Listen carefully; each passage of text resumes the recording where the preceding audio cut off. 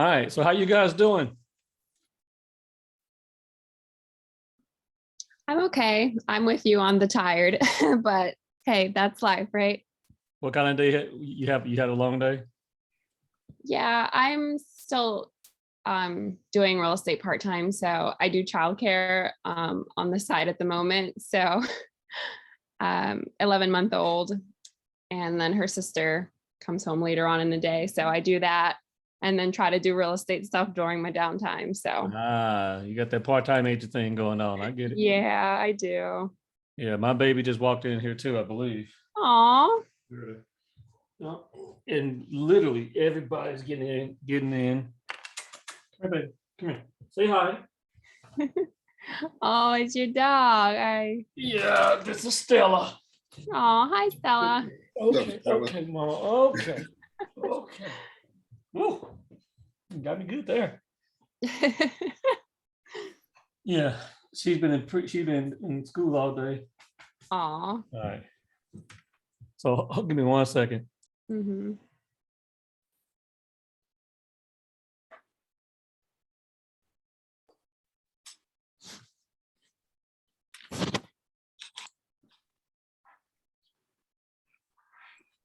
Now, Giselle, who are you under exactly? Again, remind me. I joined under Chauncey. So I'm in the Money Badgers group. Thought you was Money Badgers. It's all good, buddy. All right. So, look, stop taking my food, man. All right. So, what I want to talk about today, and I am having a little bit of trouble here sharing my screen. It's not coming, but it's okay. Hold on.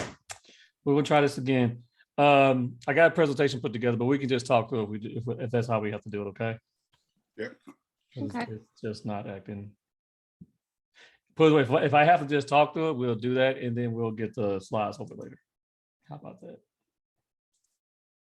I'm just trying to make it work. All right, let's just kind of get to it. If it pops up and it works, we'll make it work. If not, we're not going to worry about it. Okay. So we're talking about getting your offers accepted. Okay.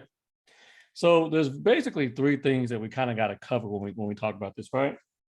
First thing is getting your client prepared, right? In order to get your offer accepted. All right. The initial conversations with your client, how you get them prepared to actually act in this market and to make offers that will win in this market, that's all on you as an agent. And a lot of people don't understand that. People think, oh, we all see these posts. We see them in the Money Badgers, right? We see this in Honey Badgers, and every badger you can think of, we see it in every real estate group.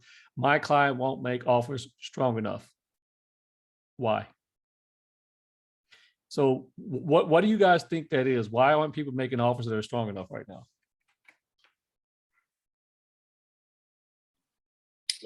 Could be because they just don't know how. Like they don't know how to make offers in an aggressive and competitive market. Mm-hmm.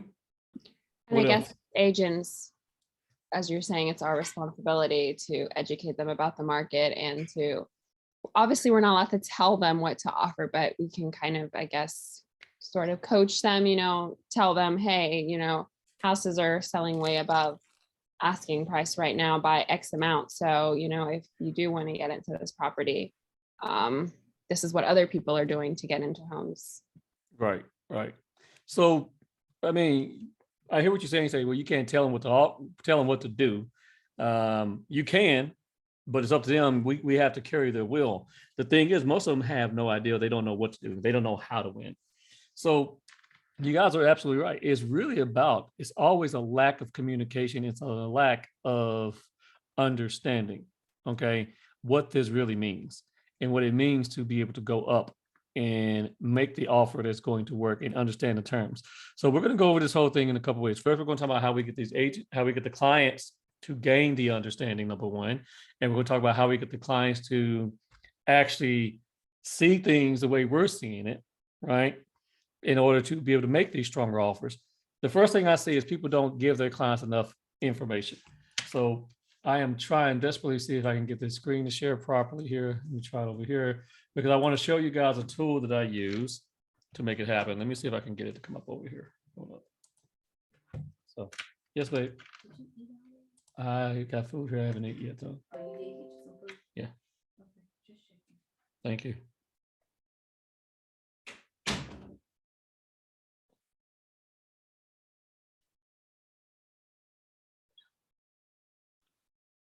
Hey, Giselle, where are you There agent we at? go. Where are you from?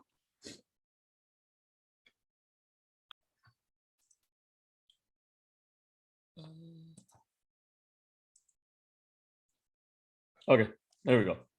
Can y'all see my screen? Yes. Yep. What do y'all see right now? Make sure we're on the same thing. Downtown Dallas. Who? Downtown Dallas. And looks like a video that's trying to play or something from Air Server. Okay. Yeah, can y'all see my phone? Yes. Yes. Okay.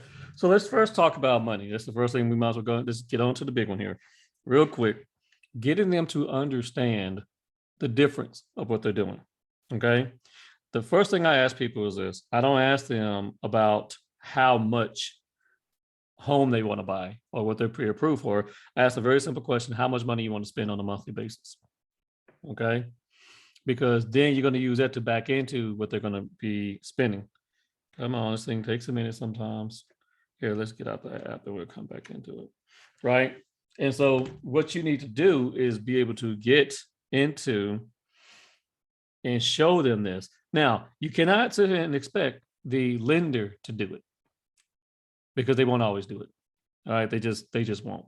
So I'm gonna show you guys what I just did with one of my clients today. It's actually one of our buyers that one of my agents have, and she had been having conversations, but she'd been having difficulty in getting this lady to make an acceptable offer. She always wants to go at list price. So the house we're looking at is $245,000. Okay, so let me just put this up here so I can see it. All right, so. And she wants to stay around $1,600,000, $1,600 give or take. So I show her, let me just say this, the app that I'm using right now, this is one of my lenders app. Pretty much every lender has this exact same app in which we can go and run calculations like this. If you can't do this, you are really making it very difficult for you to have an in-moment conversation with your client. Okay. Have you guys used this, something like this before? No. Okay. So I've been trying out different apps. I haven't downloaded one. I was going to ask you which one were you using. I can share you some from what my lenders have, because these apps get branded, if you will. So I'll show you the branding piece of it. It get branded to me and my lender at the end of the day. But notice, okay, I got it at $245,000. This is looking at a 5% down payment. We're going to get the taxes off the tax record there, and the taxes are extremely low. I don't believe it's that low, but we're going to take it 3,595 unexempt. Okay. We are looking at probably like a 3.5% interest rate. And then on a house this size, we're probably looking at no more really than $1,000 with homeowners insurance. Now, you need to have a good insurance agent, right? I have a great person. If y'all don't have anybody, I got an insurance broker. His name is Abel. He's freaking awesome. So if you guys need a broker, need an insurance guy, I can give you guys mine. Okay.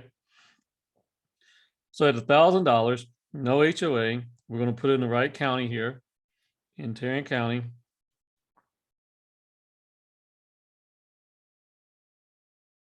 Okay. And let me check everything in here. Okay. Yeah. We're looking at $1,541. So I'm at that 1,600 range where she wants to be. That's at list price. Okay. So when I started having this conversation, like, okay, based off the comps, yes, the house is in range of 245, but we all know to win, that individual needs to get up to about what, 260, 265, right? So how I tailor that conversation is going to really push their confidence one way or the other. So I just make it easy. This makes it a heck of a lot easier. The taxes aren't going to change. All it's going to change is the dollar amount. So we're going to change to 260,000, right? Remember, we was at a $12,250 down payment. So I want to write that down. Where's my whiteboard? Okay. write down a couple things here real quick.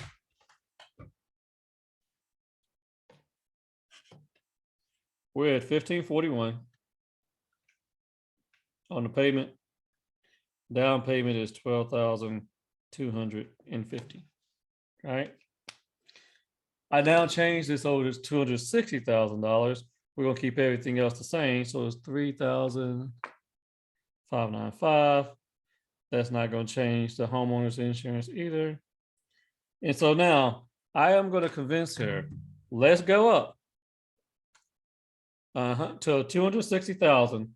And now we're looking at what, 1612. And then 13,000 on the down payment. So at this point, basically, what are we looking at?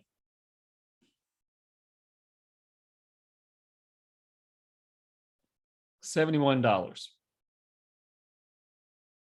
So in order for me to talk to this particular client, and I say, well, you know, I still want to stay around 1,600. Like, okay, well, let me show you. So here's my scripting I use. Let me show you how you can get to your $1,600 still and not break your bank, but also put you in position of getting your home. Okay.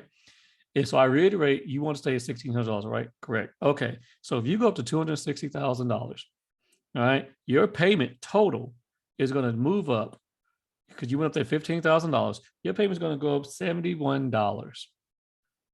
Are you willing to buy your home? Are you willing to lose this house here because you're not willing to pay $71 more a month? And what are they going to say? No. Now, before we have that convo, I always ask them this: rank this house on a scale of 1 to 5. This is a very, very important question, guys, because when I say this to my buyers, I need you to rate this house on a scale of 1 to 5. And they'll be like, oh, well, this is if they say anything less than 4, bounce, leave the house, get them to the next home. Don't waste any time in the house. No one puts an offer on anything less than a 4. But a 4, they're thinking about it. A 4.5, they want to put an offer. A 5, they want it bad. Okay. So when I know that they're in this mindset, and so this is that art of selling, that they really want this house, and they say, well, I don't want to go this much higher. That payment's crazy. $71? You're a family of 4, right? How often do you go to McDonald's? And they'll say something like, well, we probably go to McDonald's twice a week. Don't do it. Twice a week. And you got your house. Could you do that? Yeah, I could. Or you say, well, okay, as your real estate agent, I am going to show you how you can save your $71 a month by getting other services that you need for your home cheaper. Right? Now, what is that? That's what Abel comes in at. He's going to help them get their homeowners insurance, their auto insurance, sometimes their life insurance or whatever they have. He's going to get them all type of savings that we just redistributing their funds in a different way. But now they can add that more to their payment. Right? Because my insurance guy is constantly getting people to go way less, way cheaper on their homeowners insurance. And so these are the conversations that we're having. But this visual representation, guys, is what they need to see. And then you can break it down even further to them when you go to the calculate here, and it shows that, okay, right here, your mortgage is actually only $1,100. Your taxes is $300. Your homeowner insurance is $83. Your mortgage insurance is $120. You're basically going to tell them, if you buy in the right area, that mortgage insurance is going to disappear completely inside of 5 years. Really 3 years if they buy in the right area. Because by the time you get to 20% equity in your home, you don't have to pay PMI anymore. And so with home values jumping up like they are right now, people are getting away from that like off the top.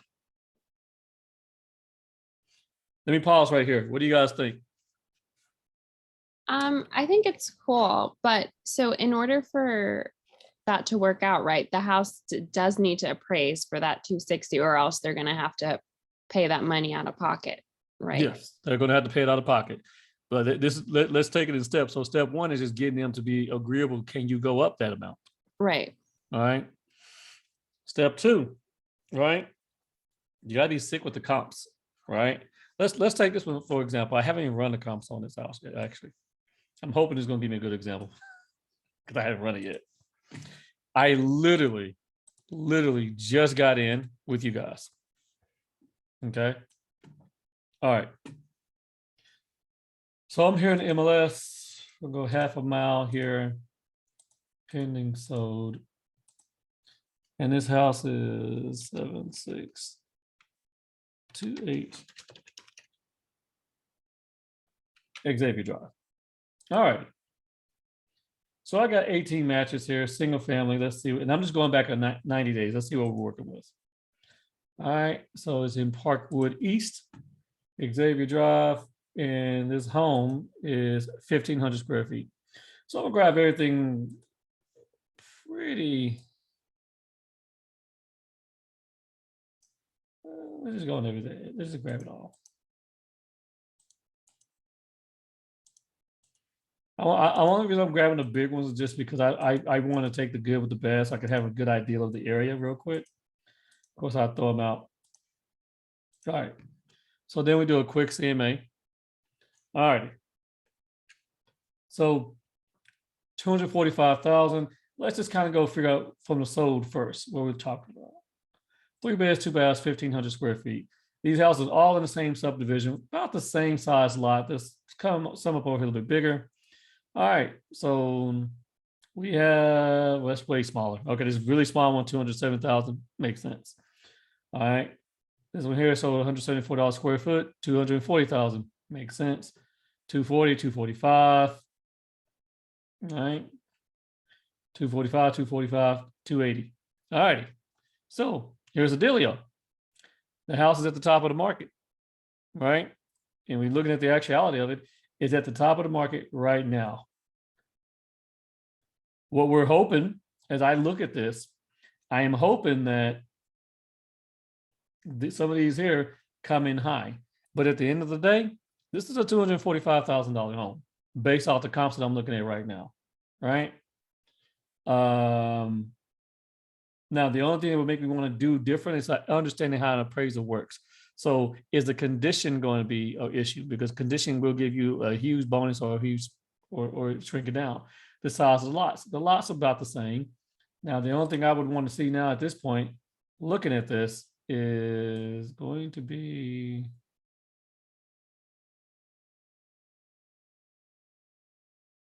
let's do it quickly. How did it sell? That one sold for cash. Cash, 245,000, right?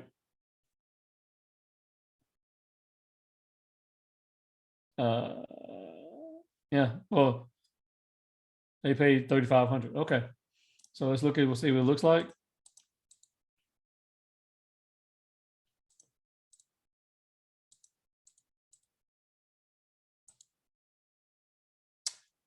All right, that sucks. That's not helping me because this house is really house is a little bit nicer than the one that we got because we're looking at the kitchen's not so great.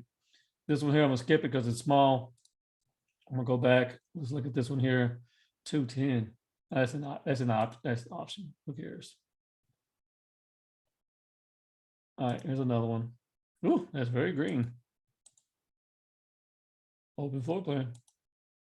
New floor, newer looking floor. Don't ever put this type of picture on the MLS when you got to listen. Don't do that. Just don't. Why would you even choose that picture? Anyway, all the pictures they got. Ooh, they wallpaper. Is that wallpaper? Yeah, it is. Yeah, that's wallpaper. Wow. All right, so here's the deal. I can go through this and I can look again and look. This was okay. Let me just point one thing out. So this one sold for cash. Let's keep look. I want you guys to notice this. When you are running comps, look at how, okay, this didn't even tell us how it sold, which is weird. It says other. I'm not sure what that means. Okay.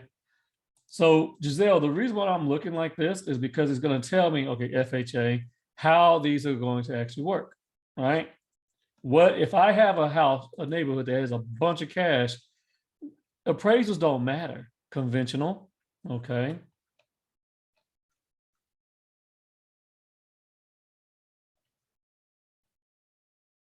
Wait a minute.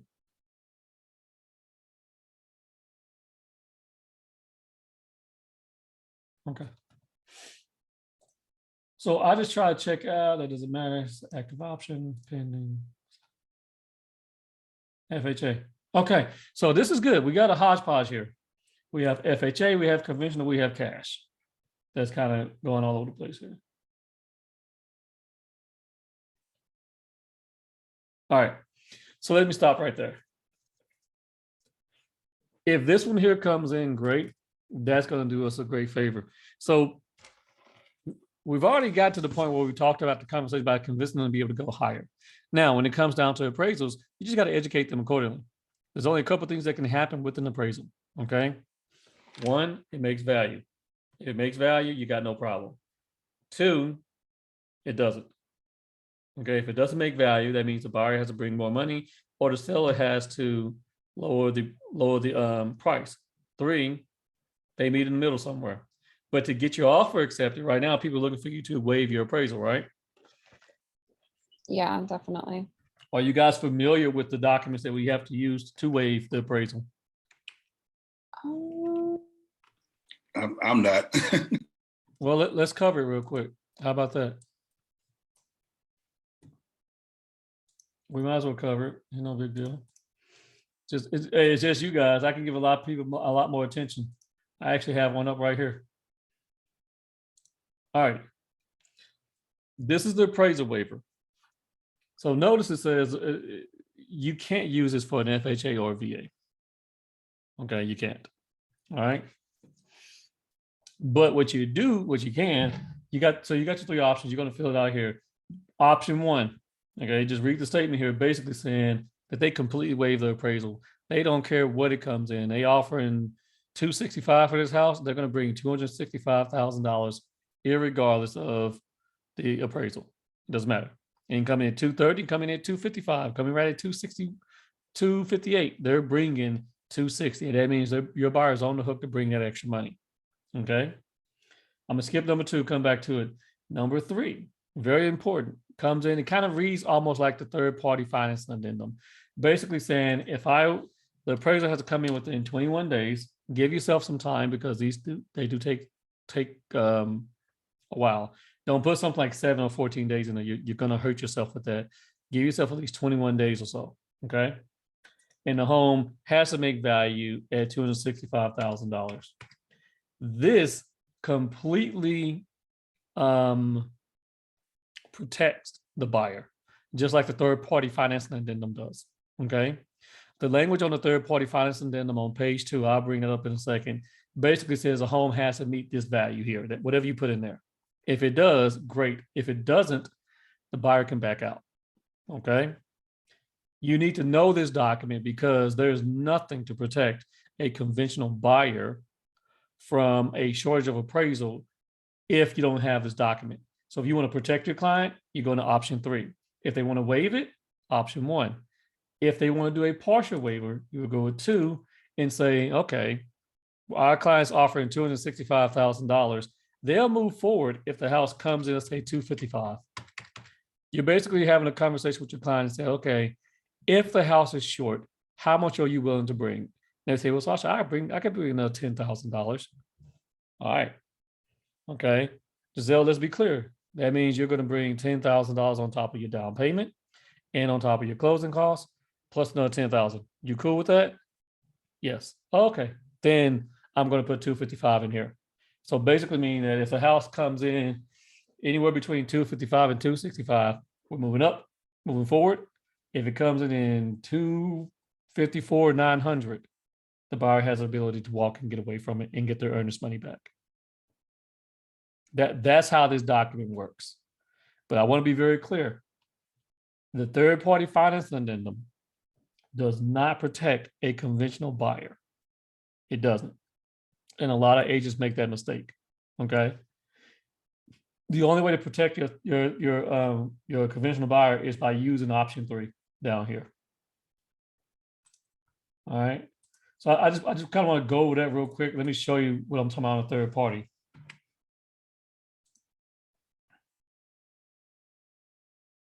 Right here. Is the FHA VA required? I'm not going to read this entire statement. Guys, go back and read it yourself. But basically saying that whatever number you put in here, right? the house has to meet that value. Okay. Now, but notice it just says FHA and VA. So when you're writing an offer up for a conventional, you don't put anything in there. You got to go back to that other document I just showed you. So Giselle, they do have to waive it. That is where the market is right now. But the only person who can make them waive is them. They have to decide to do that or not. Gotcha. Yeah. I mean, all we can do is put the options in front of them. But right now where I am, guys, if I have a buyer who said, well, I only want to go list price, I'm like, well, you don't want to buy. I am very blunt. Like, do you really want to buy a house? Yes. Then you're not going to get a house at list price because that is not the market we're in. And then I have people say, well, if that's what they're asking for, they should take that, right? I'm like, if Bob Barker comes back from the dead and offers you, you spend well, I'm messing up my game shows, whatever. At the end of the day, if someone offers you another $15,000 on the house, aren't you going to take that? Of course. So my point is, have the difficult conversation with your client right away. Don't shy away from it. Go ahead and have it.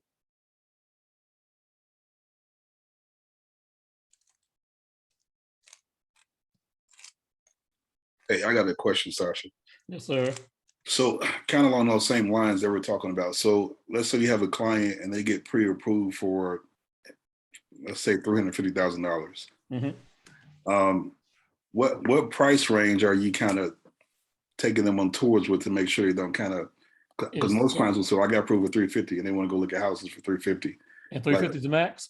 Right, that's the max. Okay. So what price range are you normally taking them in that's a great question. I am going to work my way up with them. I'm going to try to get them to start at like right around 290 to 300. Okay. And what you're trying to do, guys, is this: you're trying to get their eyeballs in the wallet to meet. Okay. But once again, what they're getting pre-approved for is not important. That's not important. It is and it isn't. So if they say, well, I'm pre-approved for 350, where are you comfortable? Where do you want your payment to be? Okay. At that point, when they tell me that, oh, I want to be at X, Y, and Z, okay, then we pull out this bad boy right here, and I'm showing them, okay, so a $350,000 house equals X. And one of them buyers gonna be like, I don't want to do that. Or that's fine. So have that conversation really detailed with that, with them on that, okay? So they have an understanding of where you are from that perspective, number one. So, because when you have that convo up front, you can really avoid a whole lot of other objections you're going to go through later. So that's number one. Number two, I start them at 300,000. All right, let's say 290, 300. I will send them a couple of houses. Of course, if you send them all the way up to 350, guess what they're going to be picking out? The 350s. All right. So how you do and run your process is just going to be upon you, how deep you go. So I know they need to go about $15,000 to $20,000 over right now in this market to get there. So give them the room to work up to that. Right. So I'll start around the 300s or so and see if their eyeballs are liking what they see. Right. You take them out to go see a couple of houses, and I may take them to go, let's say we're going to see 4 houses. We're going to see a $300,000 house, another $300,000 house, a $320,000 house, and then a $330,000 home, and see how we're feeling about where we are. Okay. And if they are saying, oh, I don't like anything, because that's what's happening right now. Buyers saying, I don't like anything I'm saying. I don't like anything I'm saying. I'm like, okay, all right. Champagne takes on the beer budget. Let's go. Now let's go see a 350,000. But we're going to have this conversation here again as well. All right. Because most people have more money than they think they do. Our job as agents, get in their business, man. People don't want to get in these folks' business. I'm like, okay, so talk to me, man. What all y'all having to pay on a monthly basis? What are you, because when you start seeing the fear of money they're calculating, be comfortable enough to have that conversation. I said, let me see if I can help you. Right? what are you looking at in terms of they're stopping you? And they start naming all the things they have to pay on a monthly basis. So the question is, can you help them consolidate some of those services and get that figured out in order for them to go up higher on the home? You have to identify the problem, and then you need to give them a solution that works for them. So start them and work their way up. And then here's the thing, once again, if you're showing them those $300,000 houses and you go scale of 1 to 5, and they're giving you a 4 on those houses, hey, you're not off. Okay. And the reason for that is if they can get up to $350,000 on a $300,000 home, they are the bully in that market. Now, the question is, do they have the money? So you need to have that conversation up front too. So let's talk about that part of it real quick, the money. Okay. When it comes to winning offers, show and prove that they have the money. Okay. So let me find one here. Oh, Linda.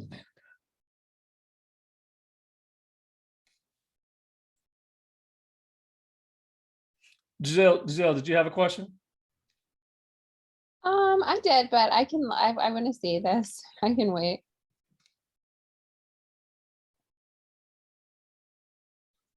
Oh, for the love of God, guys, hold on.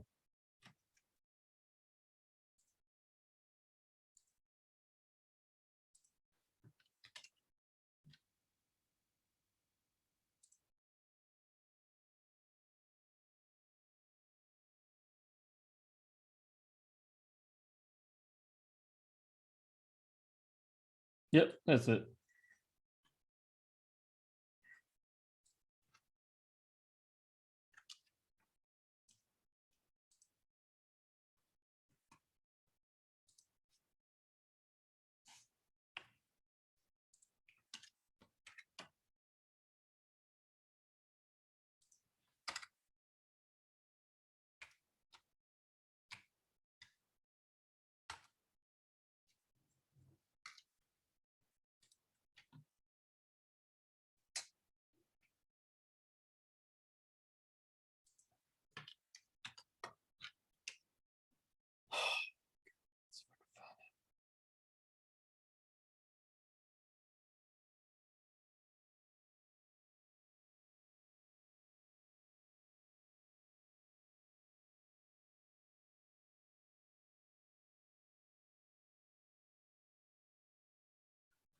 All right, well, let's just do it this way here.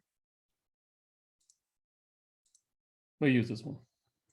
I was trying to show you guys one in which, okay, so when I make my offers, okay, I use BombBomb obviously in how I'm presenting and what when I do. Let me see one that we just won real quick. Just close this house. Yeah, okay, I just won that one. My mind be tripping because I'll be forgetting.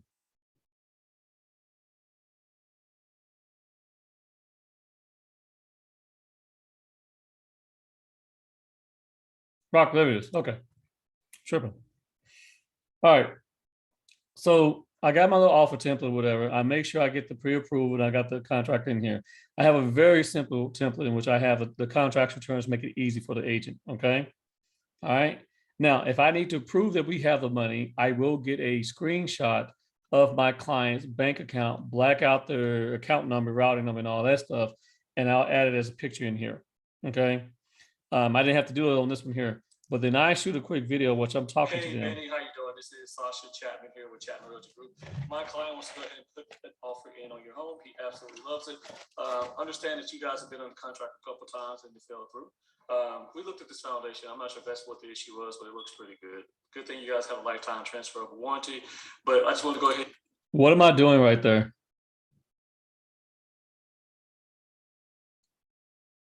Why am I saying those particular things to the agent?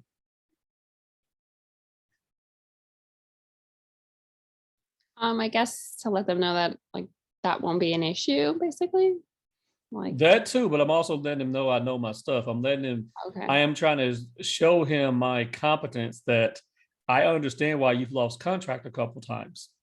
because a lot of agents don't know what they're looking at, right? The house had just had foundation repair, and so it had cracks on the walls. Well, when you lift the house and put piers down, it's gonna crack the walls, period. So I educated my buyer on that. And then I also educated, let them know I understood that. I had a foundation guy come and look at it. And it's like, oh yeah, man, it's good. They just did this, yada, yada, yada. Foundation is fine now. But, my guy got some drywall work to do. And my client was okay with it. I just want him to know, I know what the issue was. Right? Uh-oh. It's Sascha, but I just want to go ahead and introduce my client to you guys. And so he can speak directly to your sellers and let them know how much he loves this house. All right, here he is. This is. Hey, James and Melissa, how you doing? I did a tour of your house. It's beautiful. Really love it. I would love to put an offer on it. Hopefully take care of it in the future. And it happens. Thank you. Hey guys, so he loves the house. Let's do this. All right, let's do this. We can close. I mean, at the end of the day, he wasn't the most eloquent, whatever, but it gets the job done. It just turned out the sellers were Hispanic. He's Hispanic. He's a veteran. The seller was a veteran. It was a done deal. It was a done deal. And we actually beat out people who were higher than us. So it's not always about money. It's about connecting. If you can give your buyer a shot to connect, then you give your buyer a shot to actually win. A lot of people try to write buyer letters. What's better than the video, right? My buyer connected with them. We got it done and we moved on through it pretty easy. Don't you have to be careful about that stuff though? Obviously I'm a new agent, so like I'm still trying to learn all these things. Like I know like in terms of like discriminating and stuff, like I know like sometimes you have to be careful because I guess they could choose to discriminate. Let's say they notice he's Hispanic and they don't like Hispanics. I mean, do you know what I mean? Like, here's the thing, it could happen. Yeah. But I'm gonna tell you, I have been part where I saw what was about to happen. As a listing agent, I shut it down, right? Now I told her, hey, all we care about is green, right? Right. And it happens both ways. I have black people who say, I only want to sell to black people. I'm like, you trying to get your money or what you trying to do?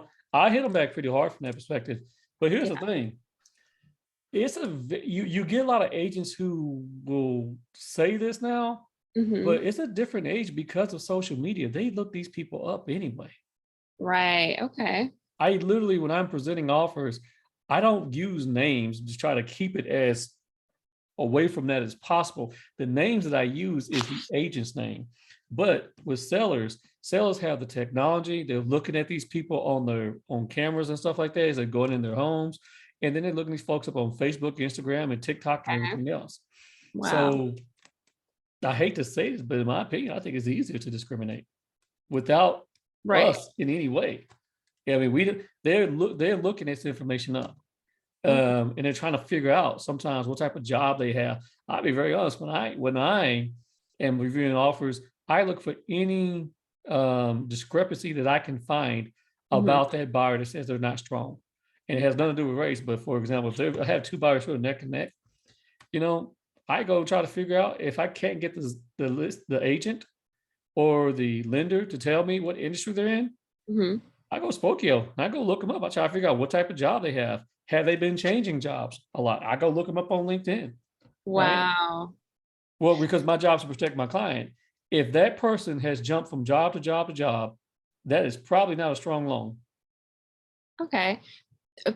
Great thing that you brought that up because that was my question. I have this guy that's looking to buy, but he's feeling a little not confident because a lot of people, I don't know if it's a lot, but he made the mention that there are some people at his job that are getting laid off. So he's worried that he'll get laid off as well. So since I am a new agent, I was having a little trouble figuring out, okay, well, how do I handle this situation? Because my mentor has a lender that she uses and he seems like a nice guy. And I'm thinking from the lender's perspective, they don't want somebody that is going to be shaky. But I know that in certain instances, even if he changes jobs, if it's in the same field, I know like there's things that they can do. So I recommended that he talk to the lender to see, okay, well, if he changes jobs and is still in the related field, if he would be okay. Yeah, I mean, they would be okay, but you gotta be careful if you don't have a strong relationship with your lender yet, Mhm, and being a newer agent, you don't have the leverage just yet against your lender, right? Be careful mhm. by giving them too much information, right? Like Okay, I thought about my, that as well. yeah, my lenders, Mhm, hey, you need to do what you need to do what I need you to do. Yeah, right. I kind of push it from that perspective, but I also coach my buyers. Don't say too much. Okay. Now, if your job's questionable, Mhm, I care more about my people than I do about selling the house. Like, do you really do this right now? I'll ask them that.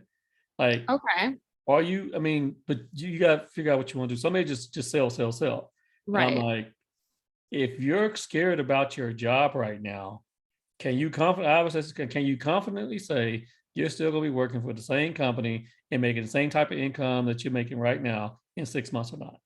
And like, oh yeah, I'm good. Okay then. All right. Because most people live 6 months at a time from a job perspective. Mhm. But if they don't have that, then those are red flags right there. And your buyer knows if he's good, if he's straight at his job or not.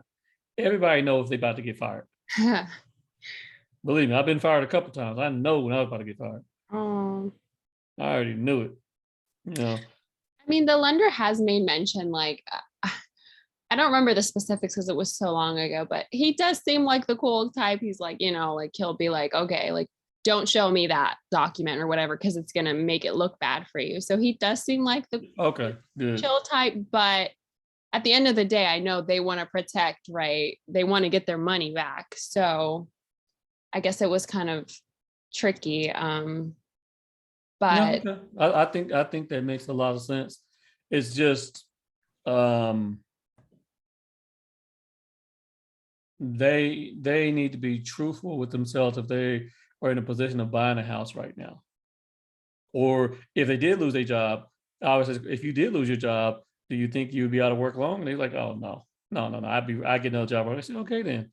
Why would you okay, waste the opportunity in buying a home right now? Go ahead and get your house then, if okay, that's the case. If they saying maybe not, like, okay, we got gotcha. some things to think about. But one thing I always tell them, this is reality. While you're thinking, houses are going up, Right. you know. Speaking of, another thing to close the deal with our clients here. Let me show y'all this. Hold up. Okay, you're in the MLS. Let's say you're in the area where your client wants to be. Give me a zip code, one of you guys. I give you 75034. Okay, hold up. We're gonna go to stats. 75034. Okay, and then we're gonna go with pricing trend, and we're just gonna generate that. All right. You can real easily here show them what's going on. Oh my goodness. Okay. You can show them right now, like, hey, you want to play this game? All right. Or historic sales by year. Right. You can so get them to give you what area they're looking in, and then they say, okay, let's go back and look at what we're talking about here. Like, you know, they'll give you the area, whatever. So the past 10 years, we don't need that. Let's just go with the past 5 years. Okay. So if I was to show you one of my zip codes over here, 76131, and I was to generate that, right? Just look at these last 3 years, that spike. Do you really want to play around with this thing? Because people say, well, it's going to change. When's it going to change, my friend? Right. You know, you want to go all the way back to 2018 or something? I don't know what you want to do, but Mhm, we go back to 2018, and yeah, we can see that. mhm, But that was then. I mean, right. what do you expect to happen? Even go over the last 10 years. This So these visuals will change their mind. No one can argue data. Right. And if they are arguing data, yeah, you might want to bounce from that person. So just know, go in the stats right here in the MLS. It's just like running anything else. Choose a zip code, area, whatever you want to be in, price, square footage. Pick out the ideal house, okay? 4 bedrooms, right? 2+ bath. They want at least 3,000 square feet, right? And they want it built from 2015, right? And they want that, we'll just say Keller ISD. I have no idea what it's going to look like myself because I've never looked at it, but I'm very curious now that I've done it this way. All right. So Keller ISD.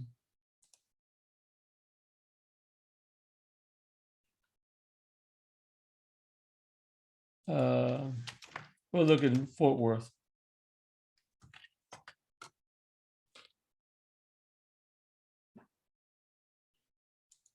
Oh, sorry.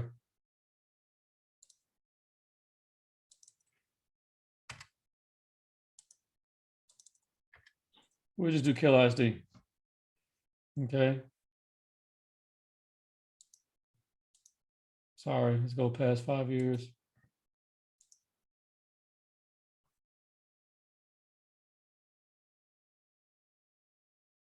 What am I looking at?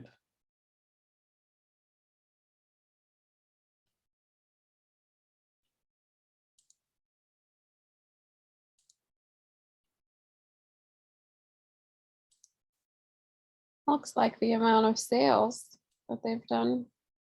Yeah, I put the wrong thing.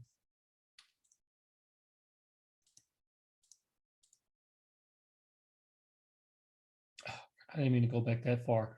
Okay, I went back way too far. All right, so I went back way too far. So I did a little bit wrong. But my point is, you can do this and you can knock this out and create a and help them understand in the area that you're looking at. Here you go. So this, all we're trying to go over today is really, you got to educate your clients so you can get them to go up over to understand the objections. Okay.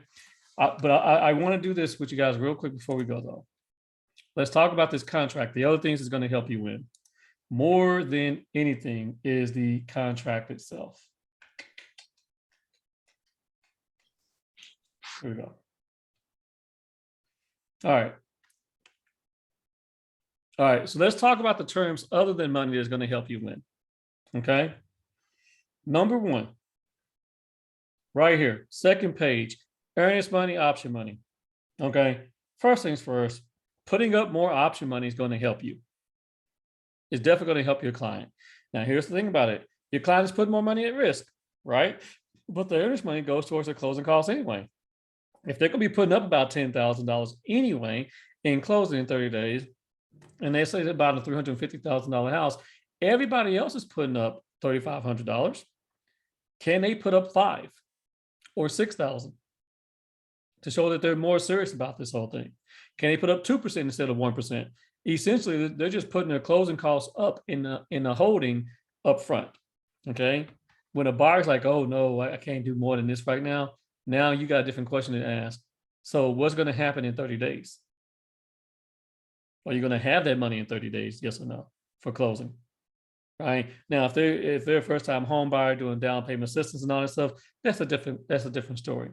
But the more earnest money you put up, the stronger your offer is going to be. Okay, the more money you put up in the option period, the stronger your offer is going to be. But we all know that your client is at risk of losing that option money on top of it as well. Right? Short option periods. I keep mine 4 days or less down here. That's it. Okay.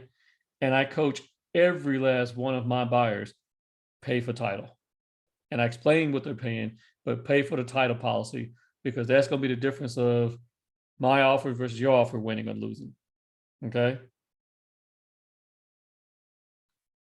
All right, let's keep going. Here, survey. Put it at the buyer's expense. Okay. If the seller is going to give you the survey, put it at the buyer's expense. If there isn't a survey, buyer should go ahead and pay for the survey. Now, does this mean your buyer's paying more money? Yes, it does. But you're literally taking off more, you're taking off costs from the seller. For example, let me give you guys an example of what my net sheet looks like. All right.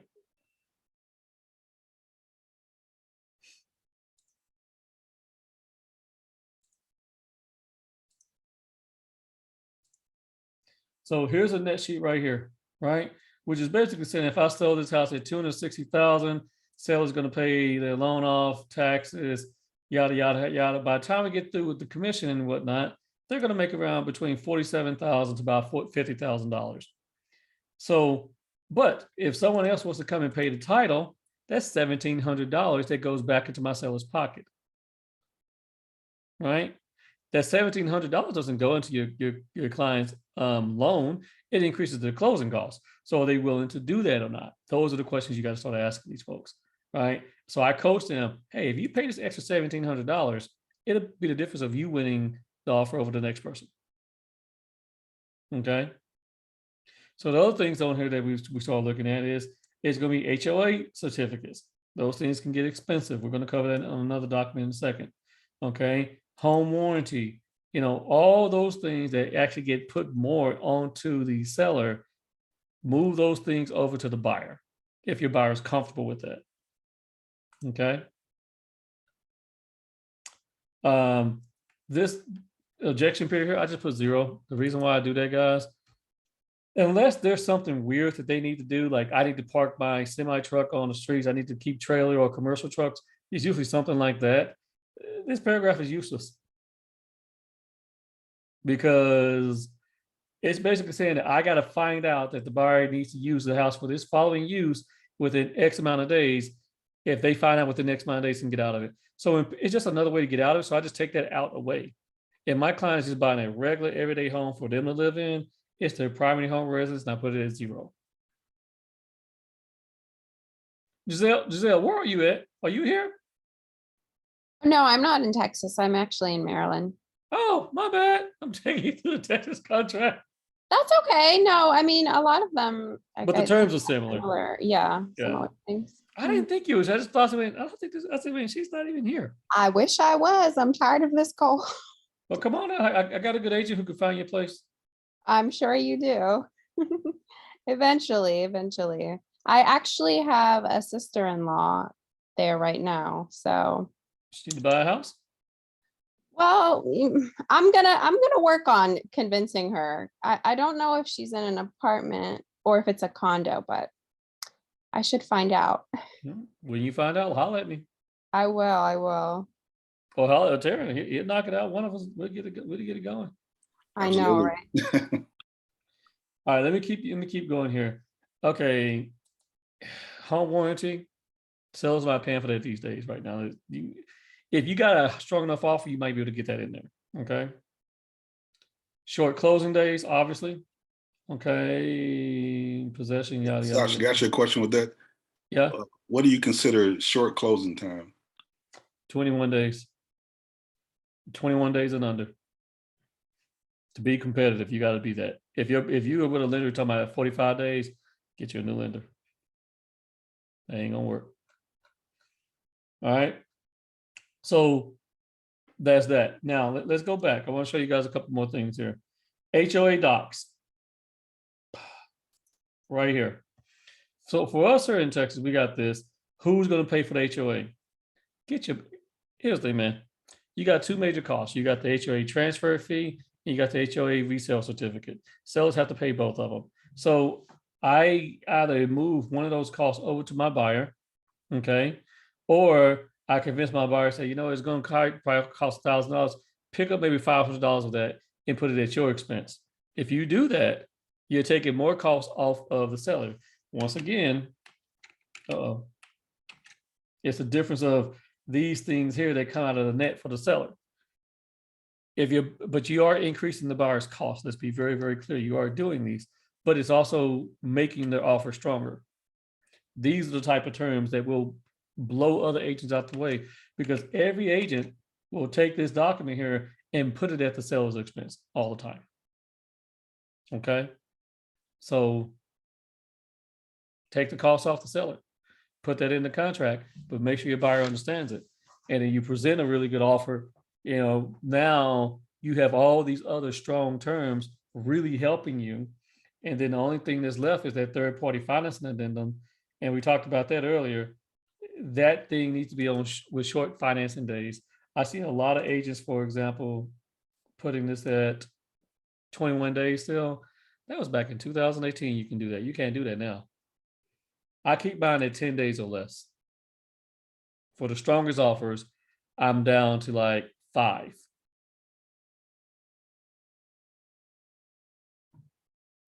Now, obviously, guys, you can skip your inspection. You can have no option period. You can go straight to pending. I'm just not comfortable doing that with my buyers. I need to give them some type of way of getting out. But I will say this: there's a way to play the game. All right. So take this weekend, right? If I have a client who is going to go under contract and we execute the contract, let's say Friday. So we got Friday, Saturday, Sunday, Monday. 1, 2, 3. Okay. All right. Well, let me back up. Your option earnest money is due within 3 days. Okay. Here. So let's say I was to execute a contract Thursday. Well, it goes to the title company. I would have 1, 2. Technically, I'm supposed to have it on there by that Monday. I mean, but on a Sunday, I can't. So even on a Wednesday, if I got, let's see, 1, 2, 3. So technically, I have to have the option earnest money in by the 19th. There's no way of doing that. Why? Because they're not open on the weekends. So if I would execute a contract tomorrow, 1, 2, 3, 4, 5, I'm technically giving my buyer a 5-day option. Play with the numbers a little bit, right? And so I like to write contracts on Wednesdays and Thursdays because I'm now manipulating the weekend in my buyer's favor. And there's nothing that the listing agent can do about it. It was different when we had to turn the money in ourselves to the other agent. Option money went to the agent. Now it goes here, and it states within our contract that it defaults to the next business day. So, for example, isn't President's Day like the 21st? Yeah, it is. Yeah. So technically, if I write a contract, we're going to have 1, 2, 3, 4, 5, 6-day option this weekend. You see what I'm saying? You play with it from that perspective. So that while you can write that you're going to have a short option period, you can also put it in your buyer's favor depending on when you're going to execute that contract. Are these things helpful for you guys? So y'all understanding how to manipulate some of these terms to make it stronger for your buyer and getting your offer accepted? Definitely. Yeah, very helpful. Because it's really just about number one, educating your client, having that tough conversation, using visuals to get them to get a good understanding. Number one. And let me say, in part of this, number one is you don't need to be the only one having this conversation. You and the lender need to be having this conversation with them. Maybe even doing a Zoom buyer consultation together so everyone is on the same page on how we're going to go about getting the house. Are they going to be using down payment systems, blah, blah, blah, blah, blah, things like that. Okay? Because the last thing you want to do is for you to be saying these things and then the lender saying something totally different and you're not sure what the lender is saying in their conversation. Right. Okay? So number one, you get them educated and whatnot. Number two, you got to write the contract with some strong terms that strengthen your offer beyond just being money, right? This is a cash conventional market right now. This is an appraisal waiver market. You need to be comfortable as an agent having those conversations. Most agents are not comfortable talking about appraisal waivers right now. This is why I want to go with these terms specifically today so you guys get that understanding, like how does it work, okay? Now, Zil, you got to check with your market. I'm sure y'all have your own document on that. Yes. Yeah.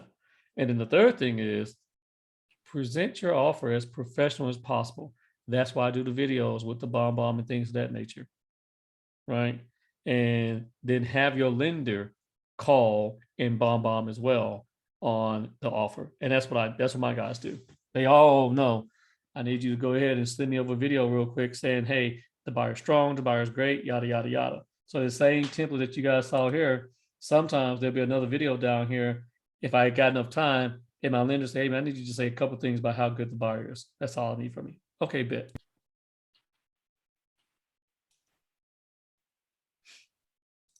Kudos to you.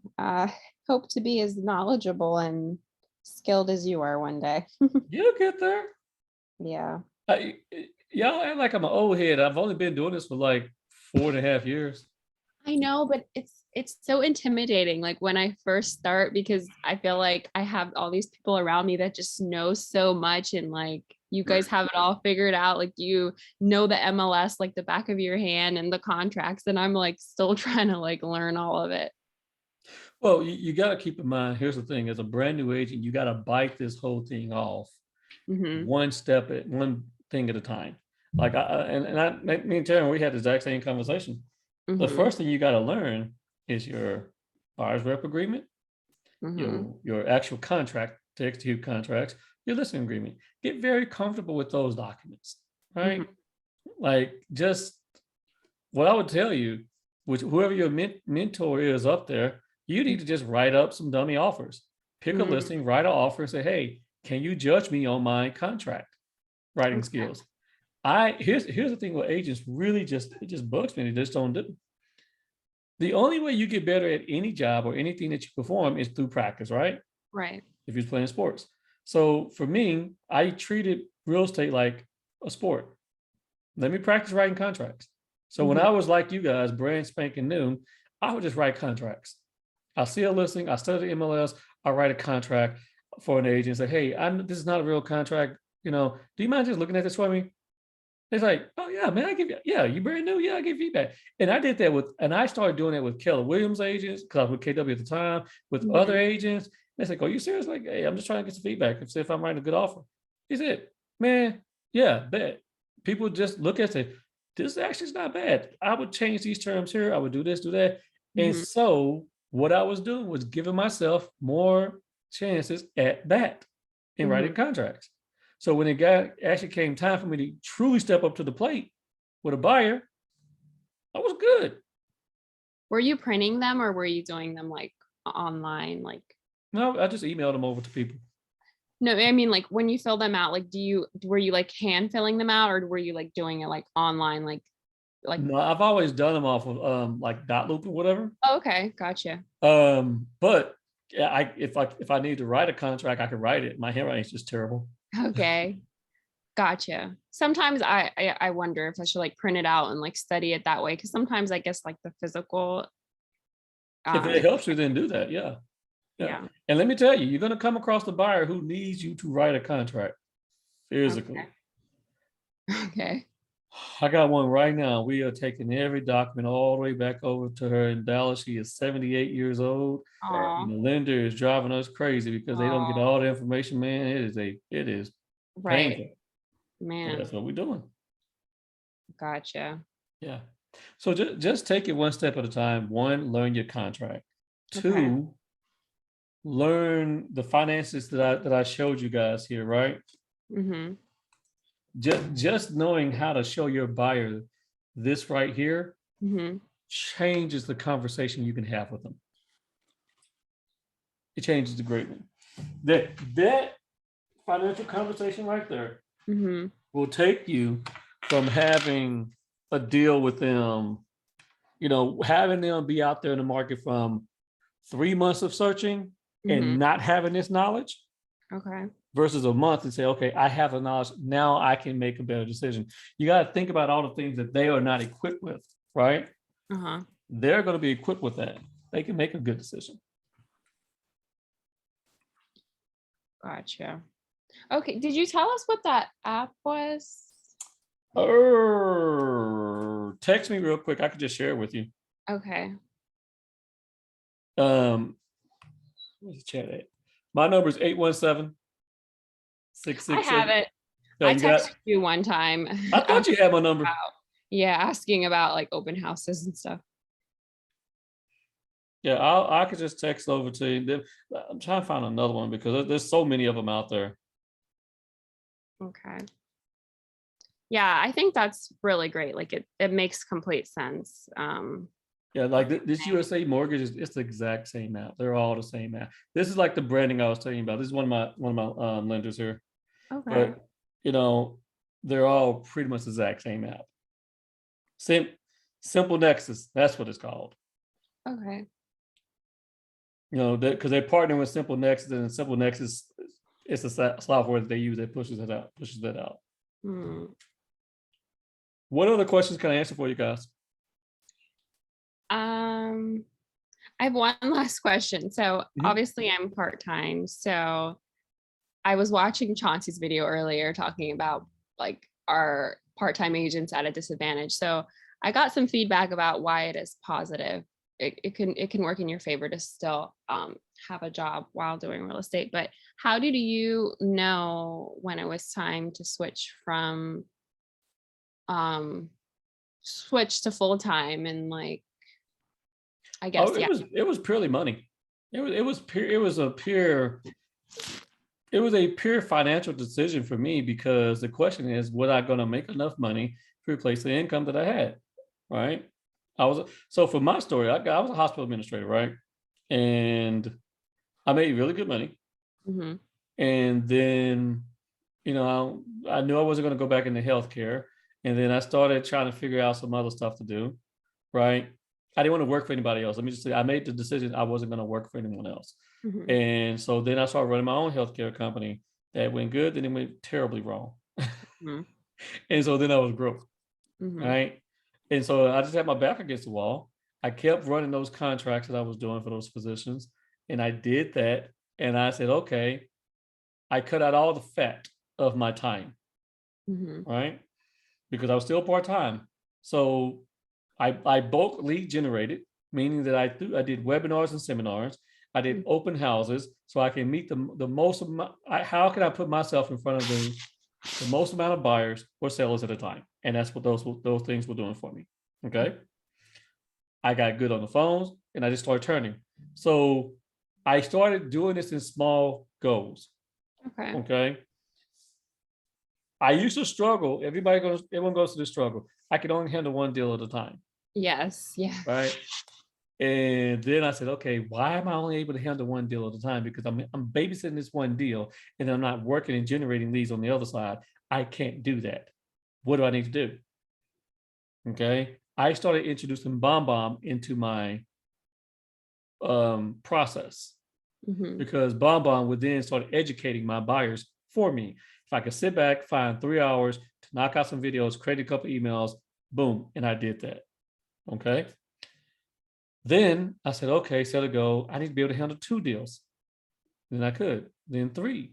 Oh, I could do that. 4 at a time. So I'll say, okay, if I can handle 4 deals at a time, how do I consistently get 4 deals at a time? Mm-hmm. So I just started double downing on the things that was doing well for me. The open houses were doing well. The webinars and seminars were doing well. And then I took a chance and I said, I'm gonna try to buy some Zillow leads. And I did.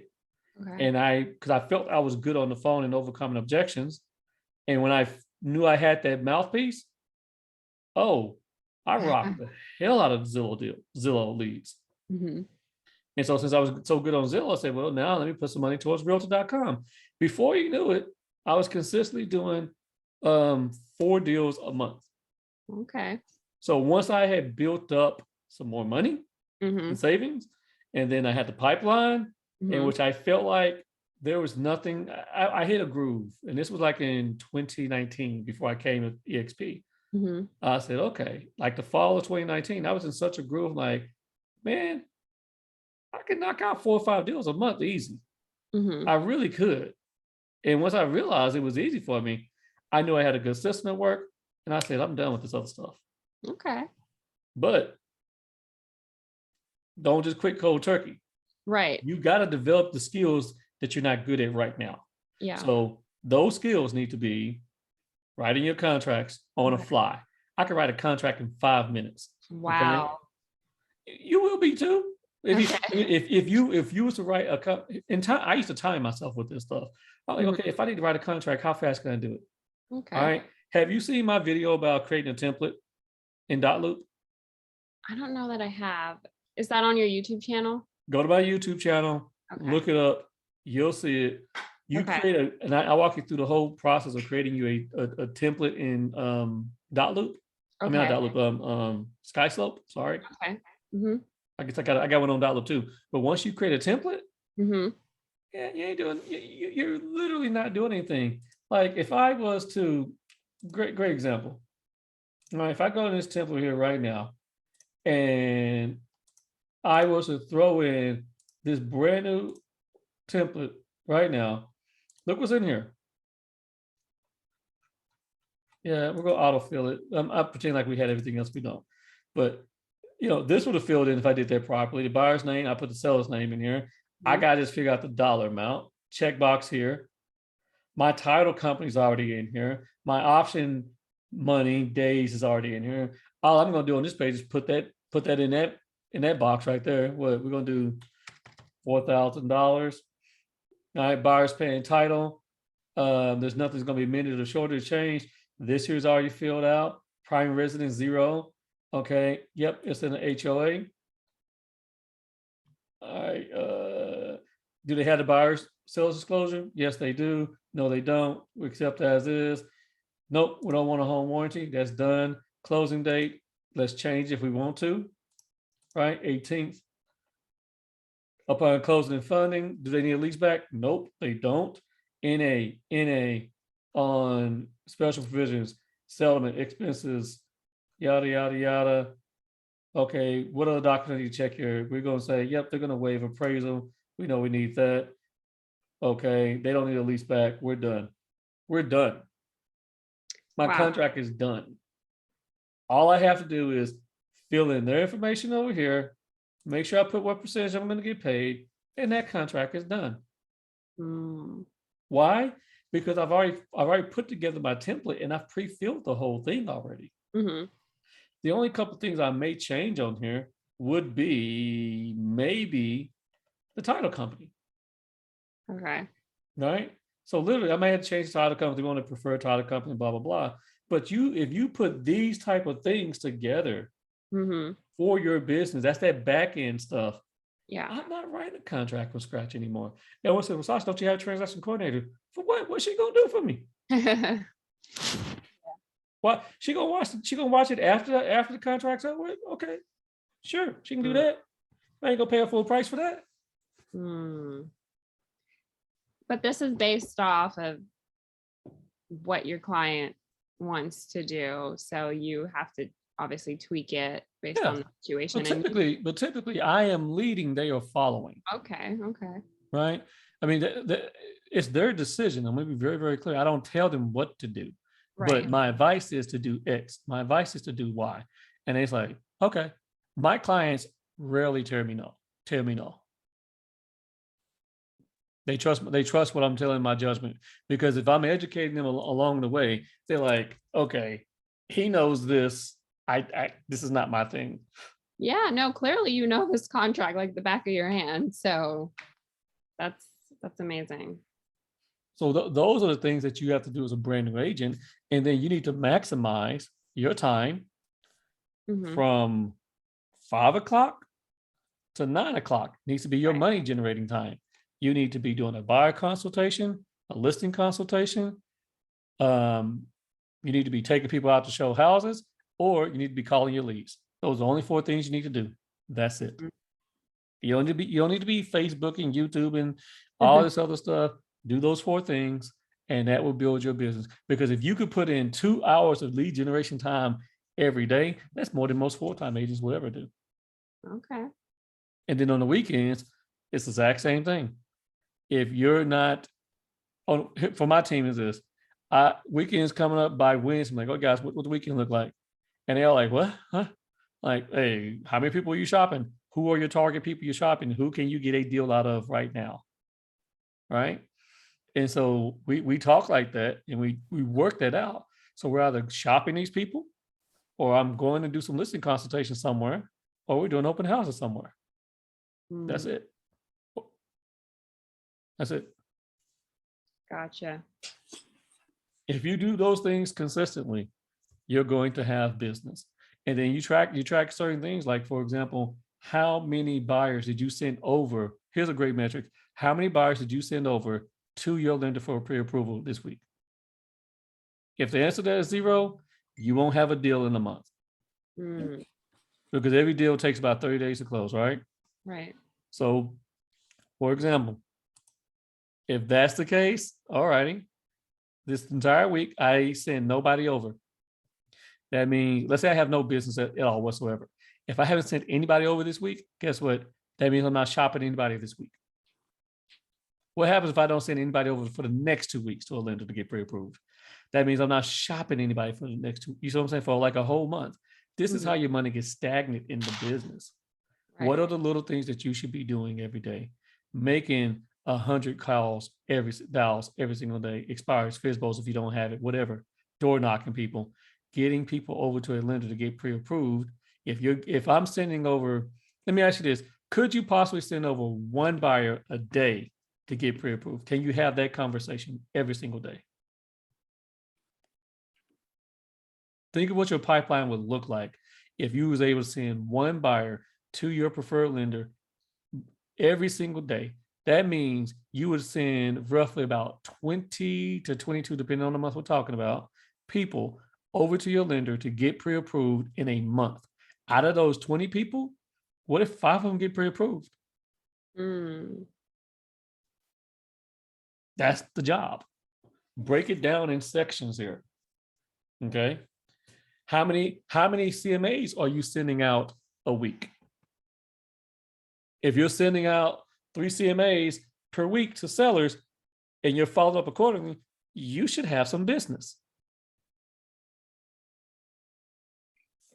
Agents are trying to hit home runs too much. Just bunt, get on base, right? Having a buyer consultation, listing consultations, that's getting on base. You know, I'm sorry, I'm preaching. I'm getting long-winded here, guys. I'm sorry. no, Yeah, this is no, great. it's This is great. Thank you for your time. I know you're busy, so. All right, what other questions y'all have for me? I can let y'all go. I mean, you're my mentor. I got about 5 or 6 questions. I don't want to take Let's up. go. You got me here. You got me here. You might as well get me now, man. Plus, I don't know if this will be relevant to Giselle or not. But so part of my issue is like I'm very like strict on like organization and structure. So like when I look at your dot loop, like if I had this in place, like once I'm structured and I got a process, I can like move. So that's my thing. Like now getting started right now, having the structure. So like right now, the contracts are like all over the place. Like I got the 1 and 4 family on my desktop, the buyer's rep on one. So like I need to find a way to get everything in one place. Cause I may have a buyer's presentation this Friday. So I just want to be as organized as possible with all these forms. If I do have to write an offer this weekend, you know what I mean? So, okay. So have you done your template yet? No, that's what I'm saying. I don't, all my forms are like in separate spots on my desktop. So filling out has been like a headache. Yeah. I want you to get your stuff into the document writing software you're using, which is SkySlope. Okay. You're going to go to templates here. Okay. And notice I already have a buyer's template here. So you're going to create a template, right? We'll call it your buyer's template or whatever. Okay. We'll go to next and we'll just name this one new buyer template and continue. I don't need all that. You just need to add in what documents you need for a buyer. Okay. Right. So for us, it's the 1 to 4 family. Right. You'll need that one. Write these down. You're going to need the third party financing addendum. You're going to need here it is, mandatory. This is for the HOA document. Okay. We need that one. The addendum right concerning right to terminate due to lender appraisal. So the appraiser waiver doc. You would need that. You would need lead-based paint.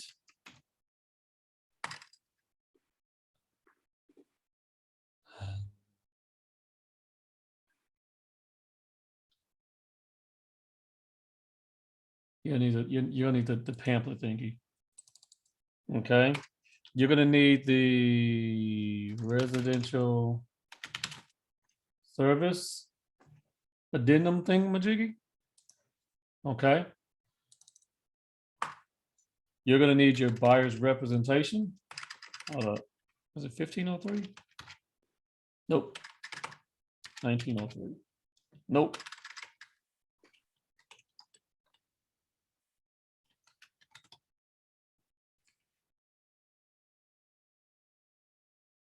$1501.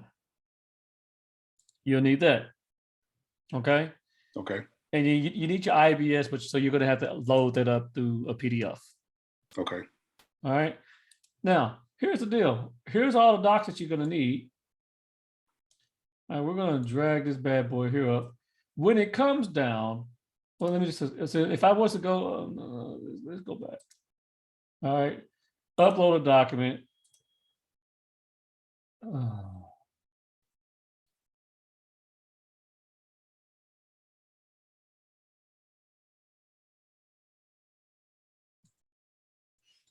I don't know if I have no idea what my IABS is at. Okay. I'll just say that.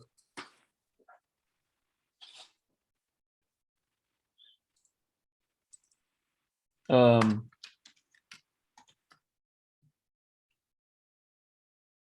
you spell affiliate? AFFILI. LIAT. That's not right. AFFILIATE.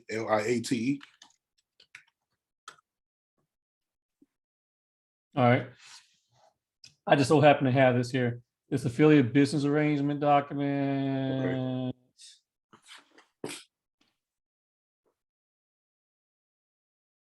There it is. Okay. And so here's the thing, guys.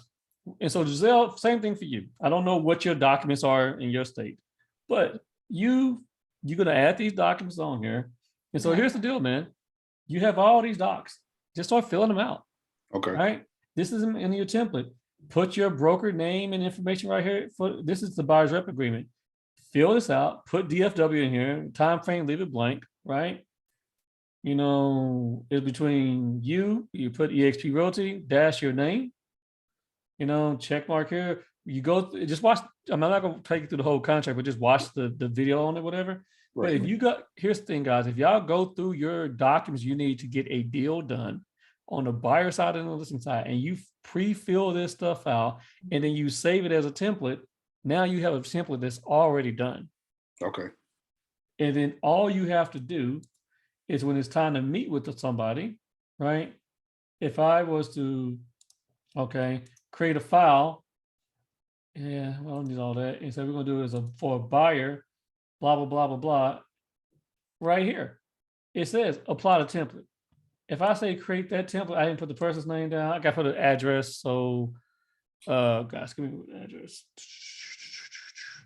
76, 28, Xavier Drive. Okay, there we go. Right. Now, everything in here is done. All I got to, well, that works. I could have selected all the rest of them, but all I have to do is see, and it tell you if I got an older version. Okay, so I can update the newer version, whatever, and it's still filled in with all my stuff. Okay. Well, I was going to ask about that, like switching out, because I have some, I did, now that I'm thinking about it, I did start doing that pre-filled, but I just think I need to more so just learn the contracts to know what goes where and all those things. The more you do that, and I'm sure your state has a contracts class, you know, and we have one like every Tuesday or Thursday or something like that. Right, Tuesday. Yeah. Yeah, get in there, get the class, and while you're going through the class, set up your templates. Okay. Once you do that, that's it. Let me show you guys something here in the back end. Okay, the reason why I know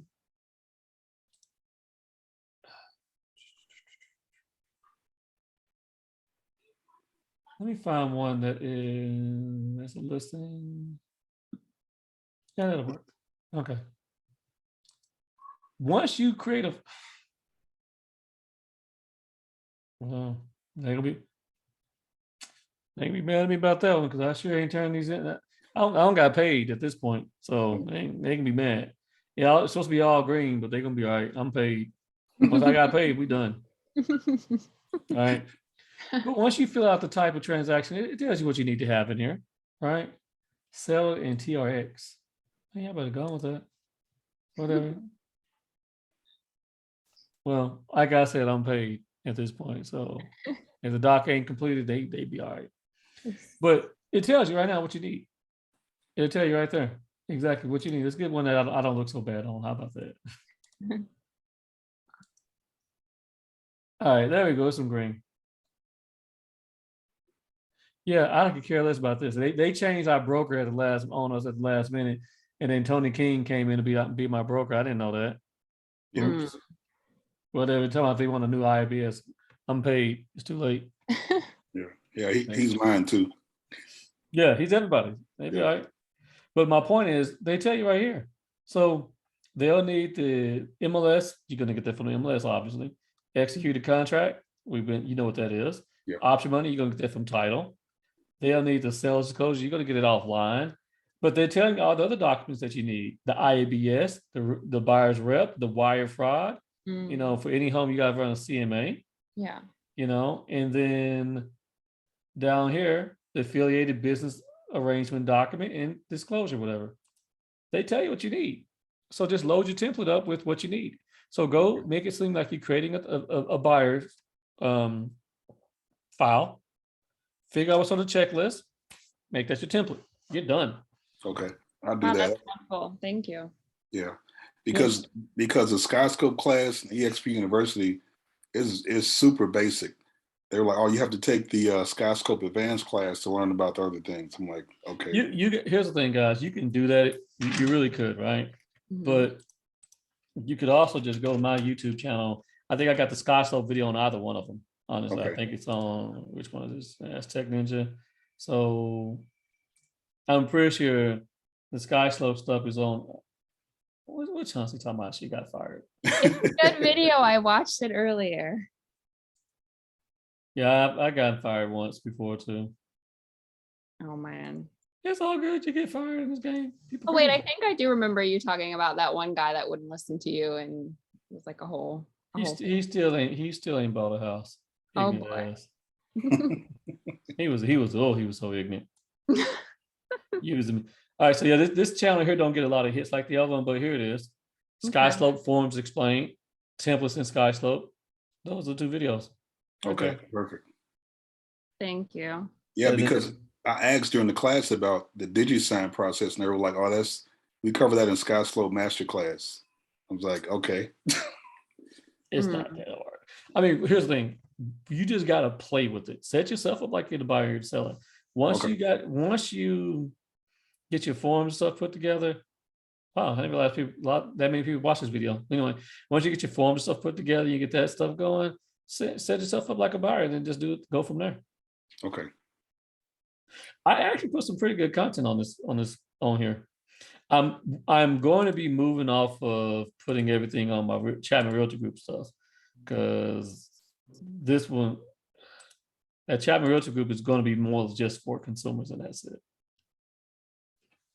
That way, so if you really want to get to my agent content, it's going to be on here.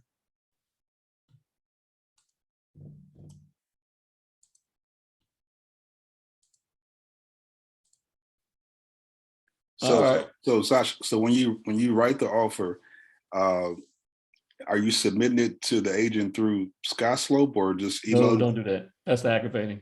Never do that. All right. Send your offer to the agent in just in the email. So I showed you guys that. Okay.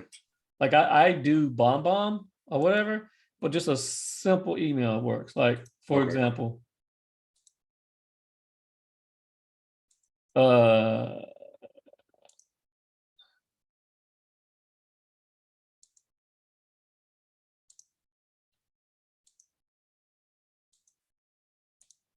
All right, here.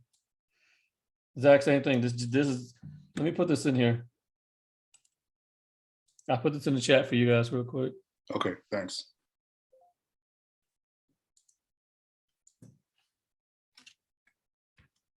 These are the terms that they care about. That's it. What type of loan is, price, who's paying for title, closing date, sales concession, option period. If you need to put something about the appraisal waiver, that's it. I say, hey, please see my client's offer below, blah, blah, blah, blah. That's it. And you attach the entire offer to in here with in one PDF, as well as your pre-approval. Okay. Do you need to attach any addendums like the third-party financing or the? No, that's all in there. So for example, if, let me go back.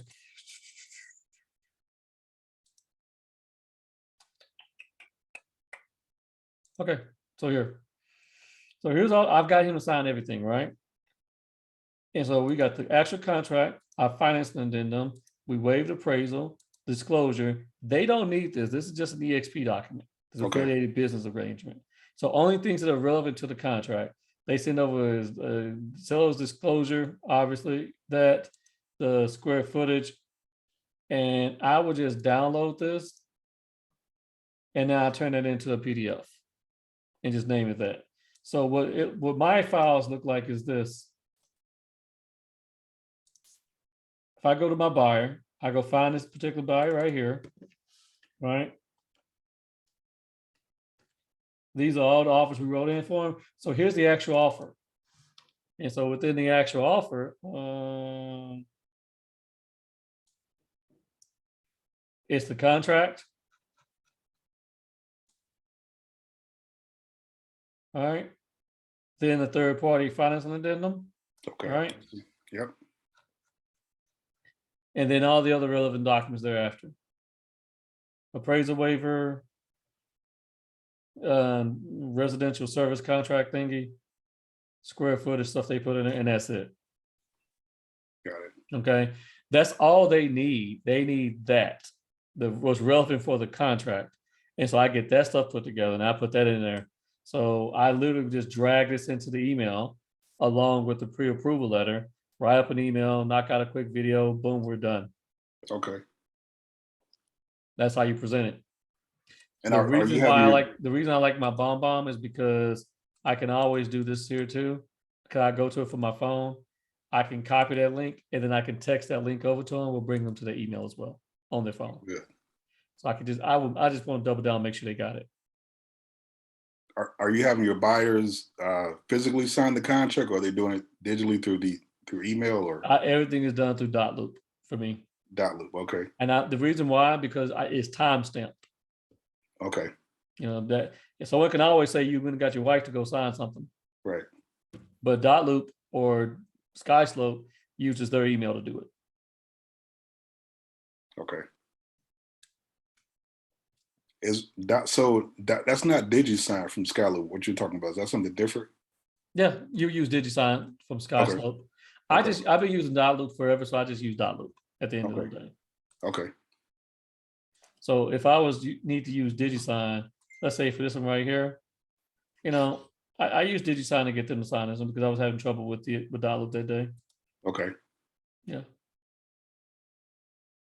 And do you send over all the documents at one time? Oh yeah. Okay. Oh yeah. Yeah.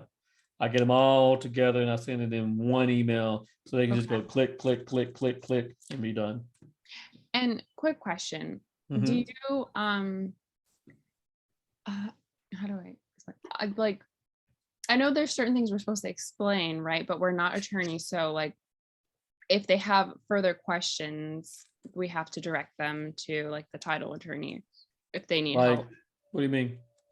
Well, okay, for instance, when you're writing up an offer, like aren't you're supposed to go over the contract with them and like explain like what things are before they sign? Like, Well, provide I some type mean,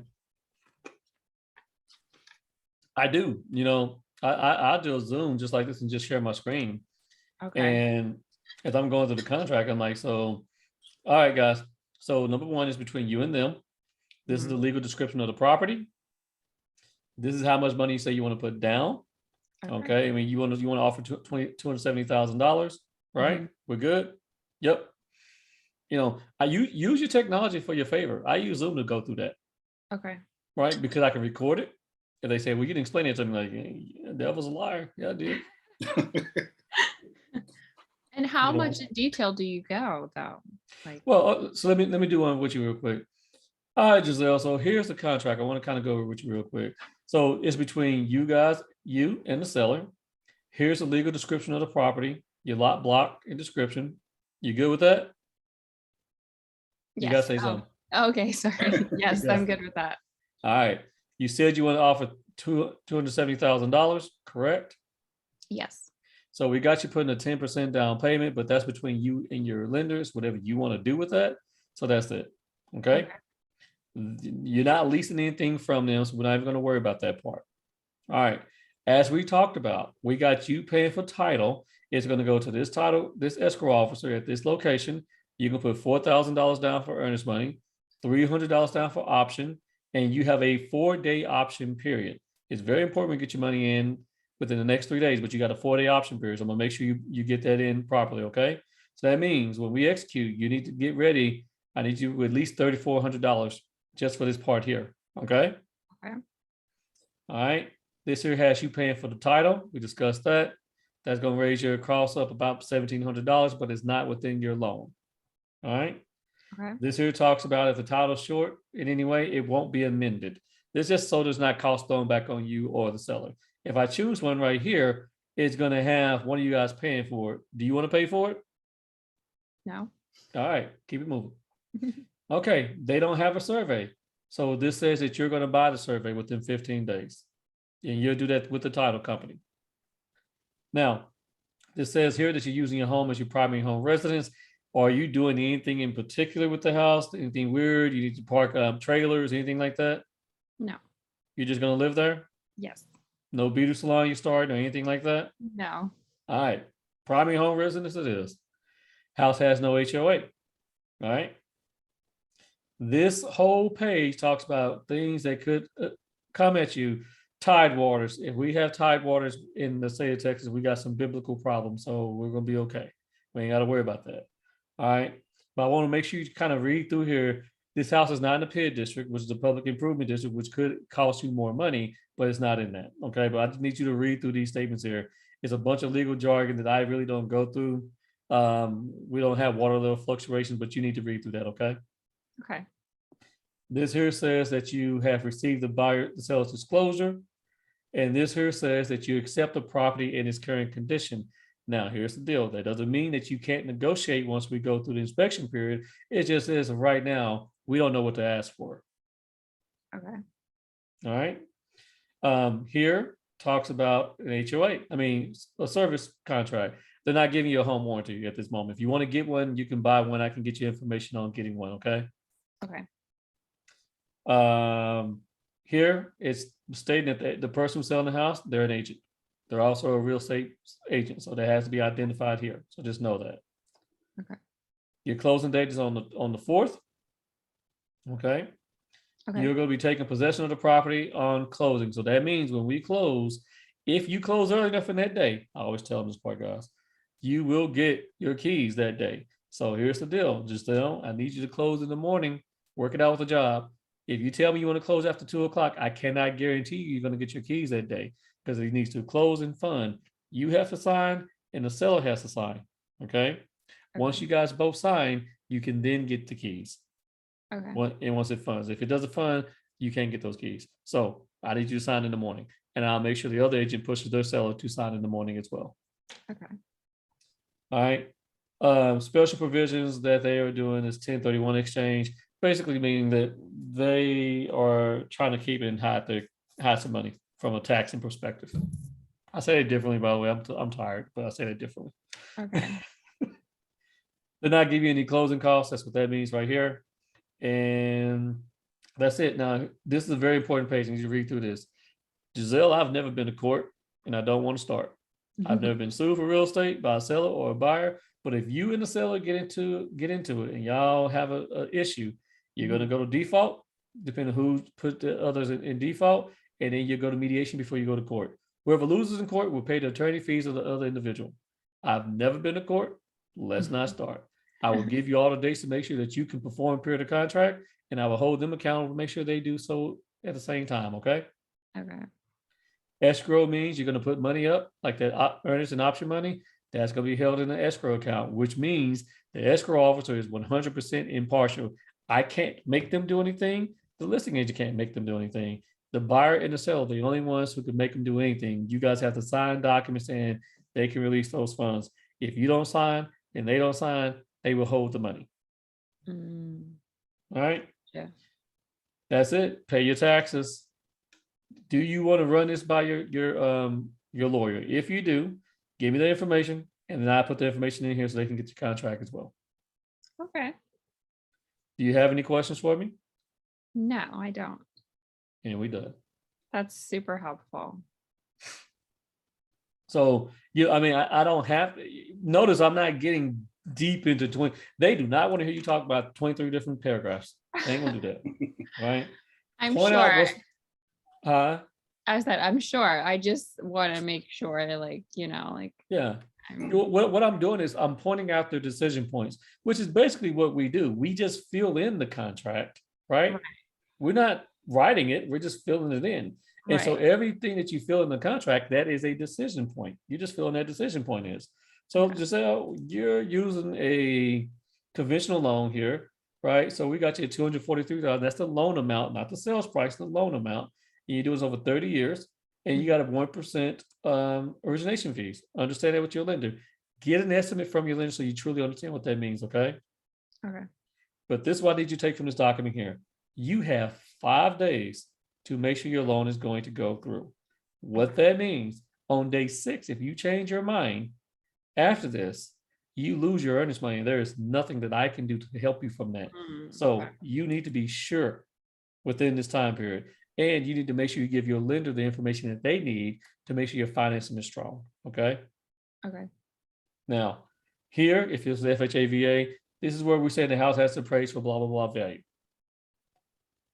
That's it, guys. Just tell them what you're filling in and get them to agree, disagree, or tell you what they want. And that's it. You don't want to get too, I'm not playing lawyer here. I'm just telling the decision points and I'm filling out the decision points. That's it. Gotcha. Super helpful. Thank you. You're welcome. All right, my friend, you had a couple more questions. Yeah, I'll rapid fire my last 3 questions. So, okay. So with the DigiSign, do you cover that on your YouTube video? How to use that with your buyers, or I no? don't think I do. Okay. I don't think I've done a video on DigiSign. Okay. But I haven't. But you use dot loop for that though? Yeah, but here's the deal. Once you get to DigiSign, set yourself up like a buyer, okay? And then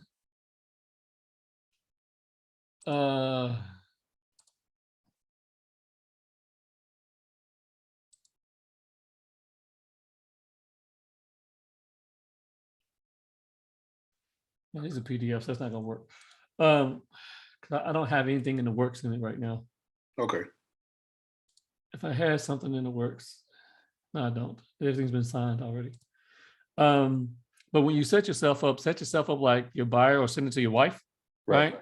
And that way you can get the experience of how that works. It's very important that we understand the technology we're using. So what I'm saying to you guys is send that stuff over so your wife can, treat yourself like a seller or buyer so you understand how they're going to see it. Because when you get that client that doesn't understand it, you got to be able to walk through it. Right.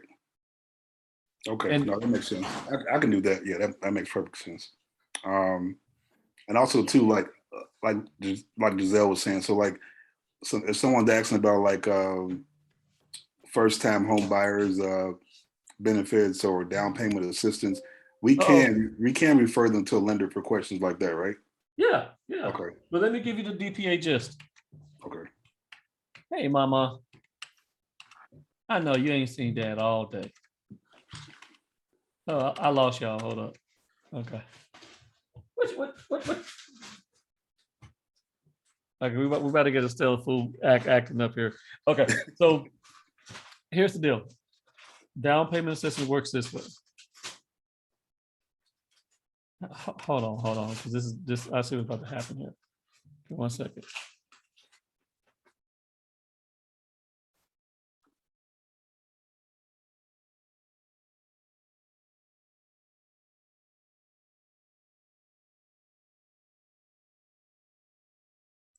Hey, just give Daddy a little bit of time, okay? Give me a little bit of time, and then we're gonna be able to do whatever you want. All right, so check this out. This is how you explain down payment assistance to people, okay? Number one, I do have a video on here about it, okay? Perfect. Let me see.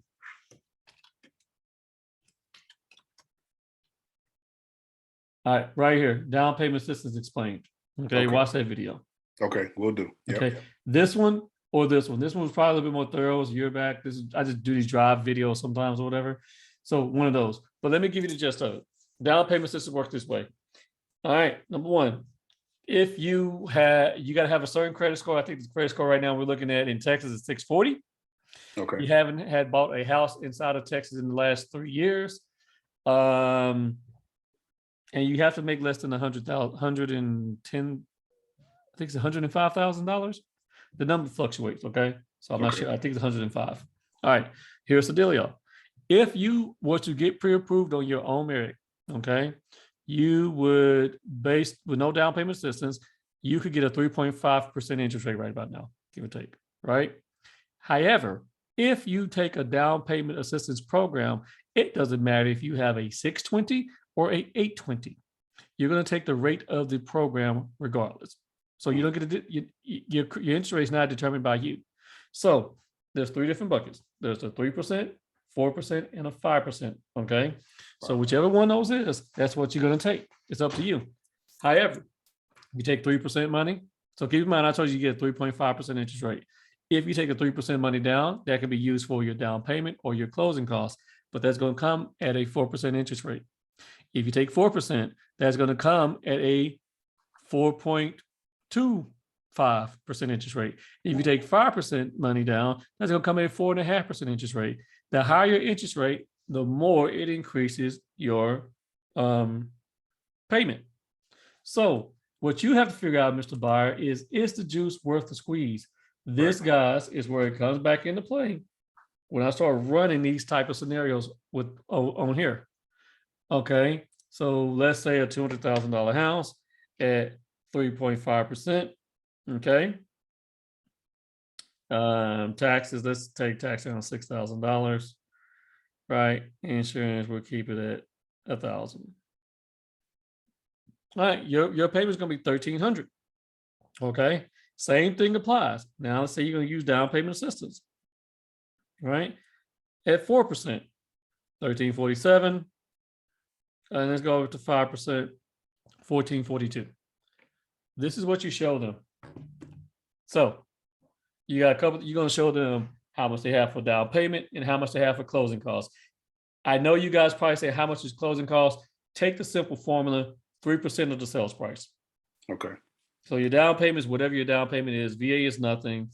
FHA is 3.5%. Conventional, it could be, depending on the type of loan, 3%, 5%, 10%. Find that out from the lender. But rough good estimate of closing costs is roughly about 3%. Okay. Yeah. So now you have the numbers where you can have that conversation with them. But that's how down payment assistance works. And Mr. Buyer, if you sell the house within the 3-year time period, you will have to pay that down payment money back. Once you get past the time period of the program, then you're good. Now, but you need to understand the program they're using. And that's really the lender's job. Let me just say that. Okay. Because some programs, there is no time period. They just get the money and they can skate and go. Very, very few. Most programs is 3 years. Okay. There are some that are 5 years. There are some that are 7 years. And there's some say, hey, once you sell that house back, sell the house regardless of, you got to pay that money back. That's down payment assistance. Okay. Appreciate that. You're welcome, sir. What's your other question? Last question. real fast. So then, so McKenna in our group, she posted something about a deal she had recently, and she said that based upon the appraisal, she was able to give the buyer some kind of concessions. Like, how does that work if you have a buyer who says, "Look, I didn't like this in the appraisal," and they want to negotiate something in regards to like concessions based upon the appraisal? I don't know her scenario, Okay. I guess. What was going on with it? She did like a 1-day option. She had the appraiser come out like the next day after she made the offer, and something went bad with the appraisal. She negotiated something with the buyer, some kind of buyer concessions. You sure it wasn't the inspection? The inspection, I'm sorry, not the appraisal, inspection. Okay, yeah, okay, yeah, you just negotiate that. Yeah. Okay. If there's something going on wrong within that home, yeah, that's your job during the option period is to negotiate whatever. So I guess so one part of the contract would that be, is that like a separate addendum or? Yes. Okay. Yes. Okay, that's what I was asking. All right. Today we are talking about money. More specifically, $399 money. We're talking about down payment assistance and how that works.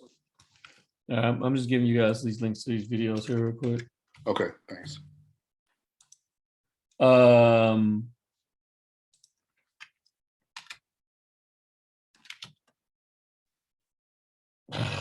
Spell.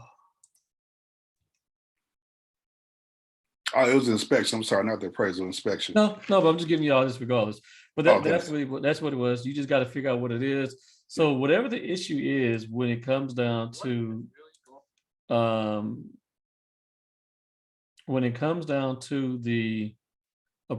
inspection, you find out what the issue is going on when you're going to get that documented, and then you got to get the burden of proof is on you as the buyer's agent to get the proof of what the issue is. Okay. So if you can get it from the inspection report, great. But if you need to get if you need to get an AC guy out there, get an AC guy out there, whomever, whatever, right? Understand this, your buyer needs to know this. AC, plumber, electricians cost money. Roofers, foundation companies are free. Okay. Okay. So you need to get somebody out there to look at it and kind of go from that perspective. Okay.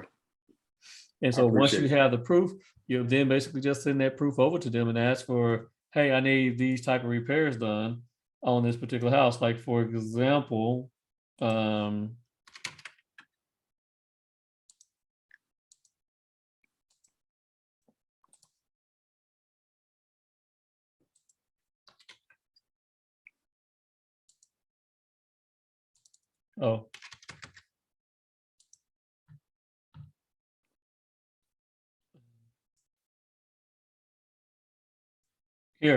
here's my repair amendment for this particular house. Okay. I had to replace the hot water heater, repair or replace garage disposal, blah, blah, blah, blah, blah. And I pulled that directly out of the inspection report. So having a good inspector was going to really help you. Okay. And then I can send you to my inspector, man, because you need to get a good inspector on your side. My guy is really, really good. Okay. Man, which amendment is that? What form is that? It's just called the amendment. Okay. Yeah. I usually know the number, but 1903. 1903. Okay. What's your next one? No, that was it. And I appreciate you. You basically got a video for even with like your real estate technique and stuff. Like I've been going through all. You got a video for everything. I appreciate. I try it, man. I try to hook y'all up. That's amazing. And you're recording this. Where are you going to post it? I mean, it's just you guys. I send it to y'all directly, I guess. Okay, that's great. I'm gonna rewatch it. Yeah, please do. Thank you. Yeah, appreciate it. Because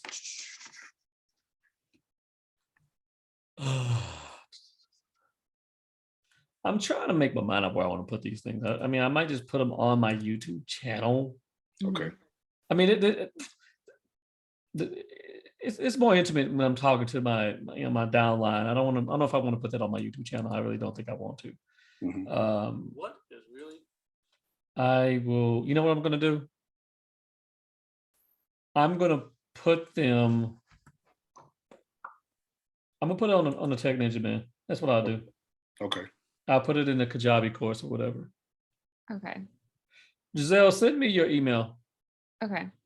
I'm gonna hook you up. You're not on my downline, but I'm gonna give you access to my Tech Ninja stuff. Okay. Oh, you're you're so amazing. Thank you. Don't be telling all the money badgers that because they got to pay. I will not tell a soul. Giselle, those videos are amazing. I'm telling you, it's so helpful. Oh my gosh. Trust me, I'm trying to learn as much as I can from everybody. Like, Yeah. I'm not playing around. I want to, like, I'm the type of person, like, I don't want to like mess up, especially this is like a huge purchase for people's lives, right? Like, I'm not trying to like mess anything up. So like, I want to know my stuff. So Yeah. I appreciate it. Oh man, Giselle, hold up.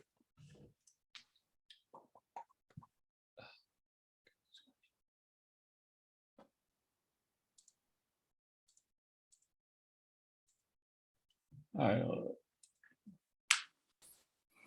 let me do this now, because if I don't, I'm gonna screw it up. Nick.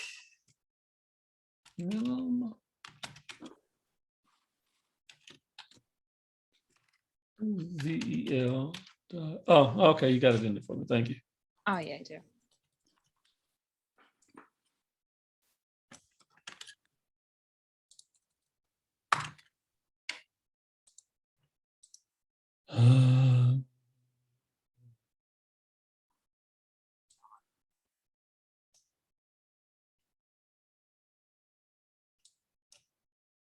The listing agent course is not done yet, though. Okay.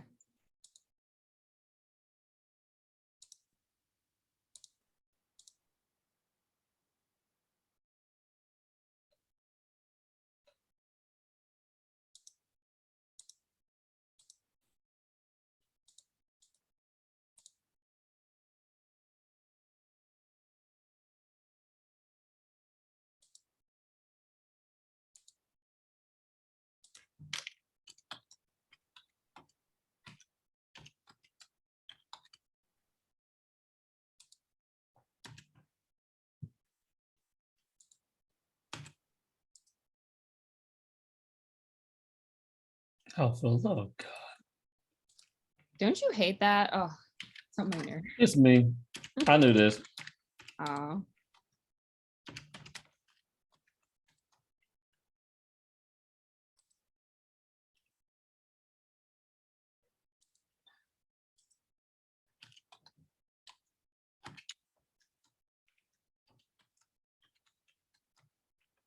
When you get the login change, I just put EXP. It's all lowercase EXP 1, 2, 3, 4, 5. Okay. Thank So you. just go in, change it. You should get an email from Real Estate Tech Ninja. May go over to your look. Just look for it. Okay. So what I'm gonna do going forward. Okay, so you know how you come in here, you have your things in your library, Uh-huh. right? I'm just gonna create one right here, Sascha downline training. We talked about this yesterday, Okay. and we'll just be putting our videos in there. So, because I think that's what CP does with her life program, like all her training stuff. Did y'all know all her trainings in there? Yes, the real estate rebel. Yeah. No. So with Chauncey's life program, if you go down to the bottom, go to the weekly Zoom trainings, all the trainings that we do in there, she just put them down here. Oh, I didn't know that. Okay. So if you miss out on training, you got a ton to go back and go catch up on. Yeah. That's why I try to tell people, it's like for anyone who comes in up under me, they get all of my Tech Ninja stuff. So where is it at?